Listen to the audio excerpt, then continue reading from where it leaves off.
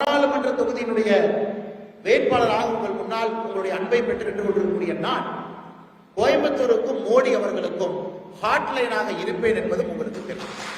Hotline நீங்க மோடியை சந்திக்க வேண்டும், மோடி அவர்கள் எடுத்துட்டு போனோம், மத்திய அரசுல வேலை வாங்கணும்னா இந்த அண்ணாமலை என்கின்ற ஒற்றை பட்டன் நீங்க அமுத்தணும்.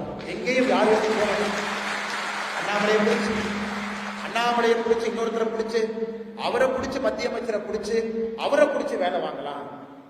அண்ணாமலை என்கின்ற ஒற்றை பட்டனை ஹாட்லைன் நீங்க அனுப்பிச்சா போதும்.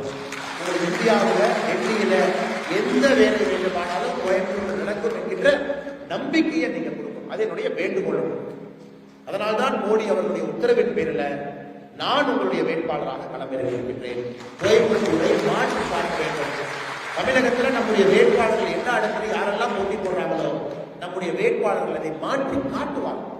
அப்பதான் 2026 நாம் சட்டமன்ற தேர்தலுக்கு வரும்போது மக்கள் கேட்பாங்க, என்ன செஞ்சிருக்கீங்க, எதுக்கு உங்களுக்கு ஓட்டு போடணும், எதற்காக நீங்க ஆட்சிக்கு வரணும், 70 ஆண்டு காலமாக ஆண்டவர்கள் ஆளுகின்றவர்கள் வேண்டாம் என்று உங்களுக்கு வாக்களிக்க வேண்டும் என்றால் என்ன செஞ்சீங்க, அதை இந்த 700 நாட்கள்ல நாம் செய்ய வேண்டும் சகோதர. அதனால் ஏதாவது அண்ணாமலை எம்பி ஆயிட்டாரு, அண்ணாமலை டெல்லி போயிட்டாரு, இல்லை. அண்ணாமலை எம்பி ஆகி இங்கே அடுத்த 700 நாட்கள் வேலை செய்து எங்களால் மாற்றி காட்ட முடியும் என்று காட்டி 2026 தமிழகத்தில் நம்முடைய கட்சி ஆட்சிக்கு வர வேண்டும். அது நடக்க வேண்டும் என்றால் நாம பாராளுமன்ற உறுப்பினராகி வேலை செய்து மக்களுக்கு காட்டணும். 700 நாட்கள் மக்கள் நம்ம வேலையை பார்க்கணும். இவ்வளவு செய்ய முடியுமா? அப்ப இவங்க கையில் அதிகாரம் இருந்தா இன்னும் 234 தொகுதிக்கு எவ்வளவு செய்வார்கள் என்கின்ற ஒரே காரணத்திற்காக மட்டும்தான் நான் இங்கே வேட்பாளராக வந்திருக்கின்றன தவிர ஒரு பதவிக்காக, ஒரு பெருமைக்காக, ஒரு கேபினெட் மந்திரி ஆகுவதற்காக கண்டிப்பா வரலை. இங்க வந்திருப்பது உங்களுடைய அன்புக்காக இங்கே வந்திருப்பது, நம்முடைய தொண்டர்களுக்காக இங்கே இருப்பது.